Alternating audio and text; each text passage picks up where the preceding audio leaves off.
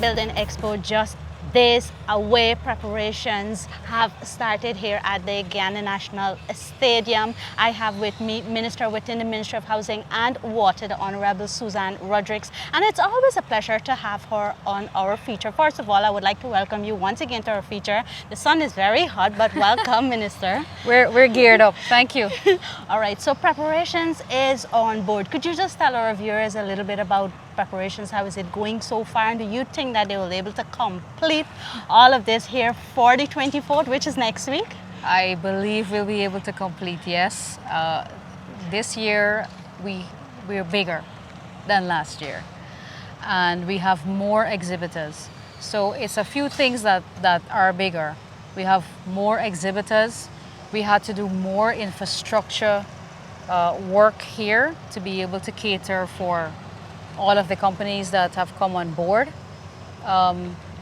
We are lifting the standard as well from last year, and last year I thought was fantastic. So a lot of things bigger, better, a lot of lessons learned from last year. So we started earlier this year. We're more organized, it's going smoothly. So yes, I anticipate that we'll be completed and we'll have a great expo. All right, and I see we also have the executive area, and we also seeing two large tent with these banners that you and Minister Kroll and our president is looking. Handsome president is looking so good. These are 10 by 10 booths in the main auditorium. These are very popular and affordable. They are almost gone. We only have 10 of these booths remaining. So these usually sell out first because they're affordable, people have enough space and so on to exhibit their work, their products, their services, etc. So we only have 10 of these remaining. So I was warning people 2 weeks ago, come on board early because we have a limited amount of space. We had a lot of people that we had to turn away last year, and we didn't want to do that again this year, so we increased our capacity to host almost 400 exhibitors here.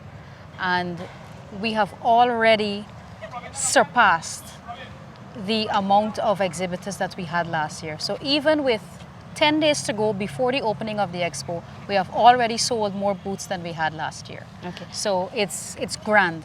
All right. How many local and international companies are on board? Could you give us an average? So we have on board so far, we have almost 400 companies, but only 30 of those are international companies.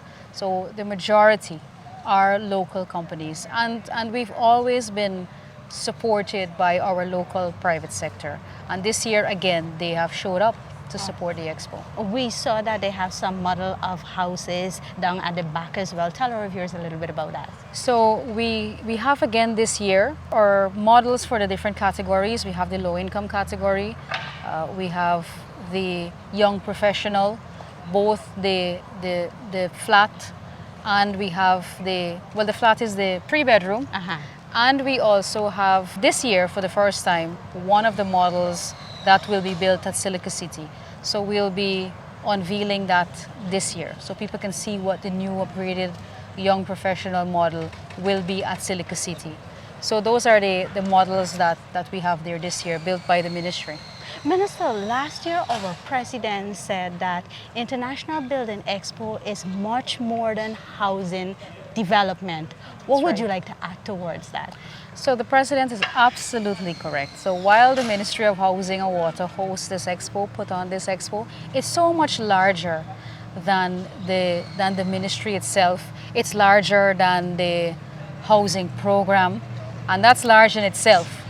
But the president is correct, and what we try to do at International Building Expo is tell a story. And we did that last year, but I think this year it's more deliberate because, you know, I've been involved in this process, and everything, every little detail that you'll see at the expo has a meaning, it has significance. And you can see just here on the two main auditoriums, we have In the background here on one side, projects that have been achieved, projects that have been commissioned. And on the other side, we have futuristic projects, and we have a layout of a landscape of Guyana in the future. So everything from the print to the design of the booths and the content that are featured by the private sector is very deliberate, because we want to tell a story, and we want to tell the story about the transformation of Guyana. So we have this year a new development zone that we are featuring the main contractors who are working on the transformational projects, because we want people to understand what these projects mean. We want them to understand the scope of these projects, and we also want them to understand what it means for them personally. So while they might know that the bridge is being built or a major highway is being built, when they visit the booths, they will have an understanding of the impact of it. Some people are not even aware of where the locations are. So when they come, they'll be able to see that, and they'll be able to understand, okay, they'll be able to plot it out geographically in their head. This is where this is happening, and then they can start to put the pieces of the puzzle together and understand how Guyana is transforming before their very eyes, because there are a lot of projects that we are doing that people are not even aware of, because sometimes it's so much, and you know, it's hitting you from all angles that we cannot appreciate how quickly things are changing. So we want to give the public a general understanding. We want to spend time on educating people on the impact of our projects. So while you have the expo going on, you have the private sector trying to network and try to do business. At the same time, we want to cater for the general public. And when they come, they have an understanding of what they're seeing.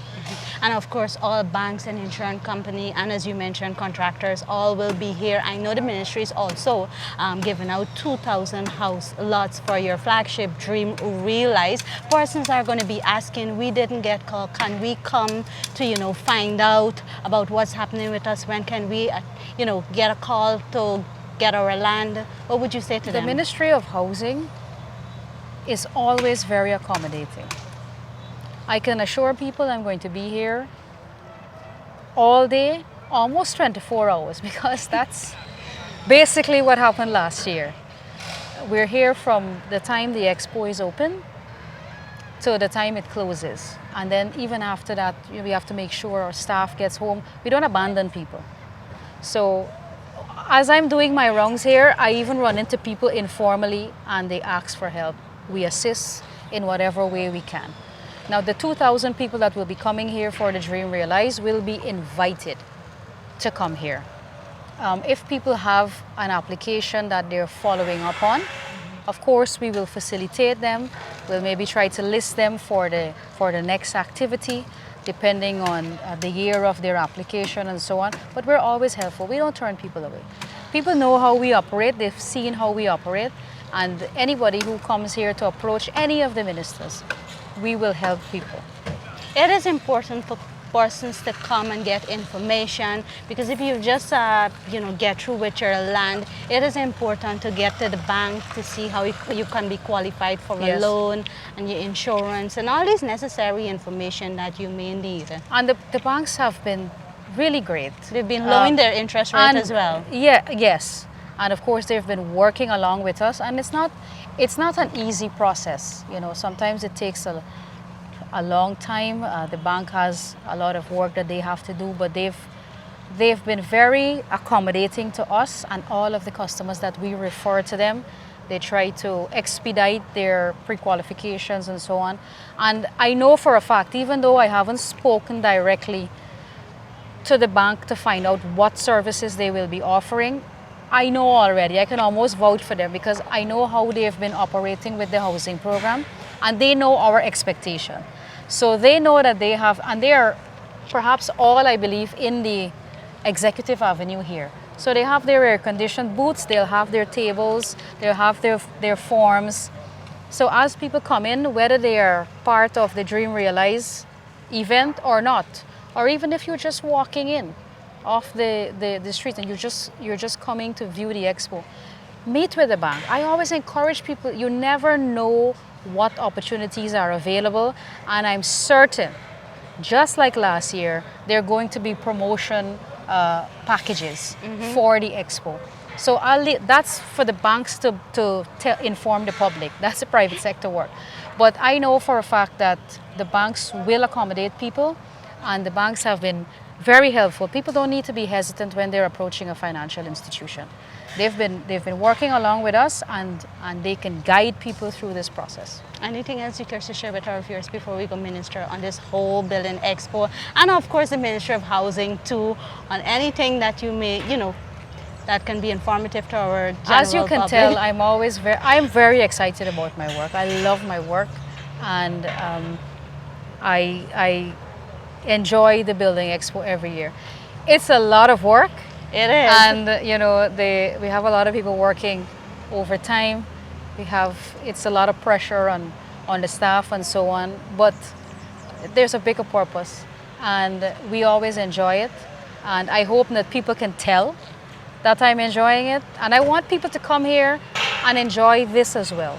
I want them to come here and feel a sense of pride in what Guyana has to offer. They're going to be amazed by a lot of the products that they will see here on exhibition, and they wouldn't believe that it's locally manufactured, locally produced.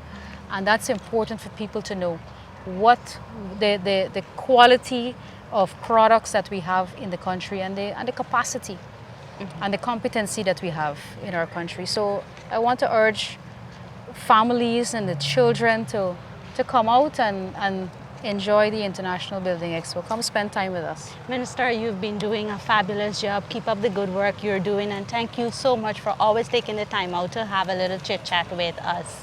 Thank you for always being here. Most welcome. Well, viewers, there you heard it from Minister within the Ministry of Housing and Water, the Honorable Susan Rodrigues. Remember, International Building Expo is August 24th to 27th. That's next week, right here at the Guyana National Stadium. You have to bring out your family and come out, get as much information as possible, and also to bring the children to have some fun. As Minister did mention, that it will also have a fun park as well. Guyana, the International Building Expo is back. The advances made in the housing, construction, and infrastructure sector is everyone's business. Come down to the Guyana National Stadium from Thursday, August 24th through Sunday, August 27th, and get a glimpse of the latest in building techniques. Interact with service providers in the sector and financial institutions.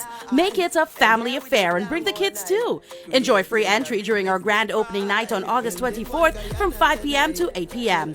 Admission fee applies after 8 p.m. Gates open at 11 a.m. daily from August 25th to 27th. Admission easy. Adults $500 and kids under 12 free.